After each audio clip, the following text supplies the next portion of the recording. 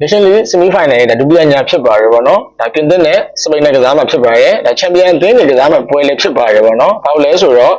နောက်ဆက်တစ်တုံးကပြင်သစ်ကချန်ပီယံဖြစ်ဘူးတယ်ဒါစပိန်ရဆိုလို့ရှိရင်လည်းလက်ရှိချန်ပီယံဖြစ်တယ်ပေါ့နော်ဒီတော့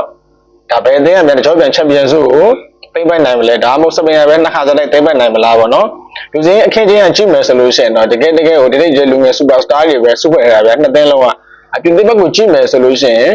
ဒါအော့စမန်ဒမ်ဘီလီတို့ဒိုရီတို့ပြီးလို့ရှိရင်ခက်လီအမ်ဘာပေတို့အများကြီးပဲဗျာဒါဆိုရင်ဘက်ကိုကြည့်မယ်ဆိုလို့ရှိရင်လည်းနီကိုလက်ဝီလီယန်တို့လမိုင်းရမယ်တို့အိုလ်မိုတို့ပက်ဒရီတို့ဖာဘီယန်ရူးစ်တို့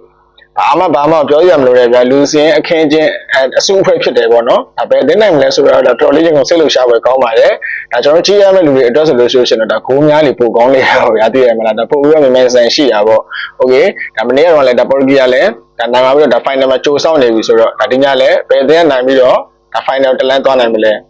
ပေါ်တူဂီနဲ့ဘယ်အသင်းသွားပြီးတော့ရင်ဆိုင်သွားမှာလဲဆိုတာကိုဒါတော်လေးစိတ်ဝင်စားဖို့ကောင်းပါတယ်တကယ်လား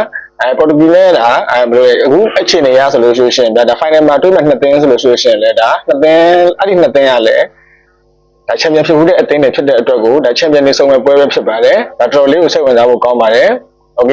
ဘယ်အသင်းကနိုင်သွားမလဲဘယ်နှကိုသွင်းမလဲဆိုတာကိုဒါခင်ဗျားတို့အောက်မှာလည်းဝင်ရောက်ဆုံးဖြတ်လို့ရပါတယ်အားလုံးပဲပွဲပြီးမှဆုံပါမယ်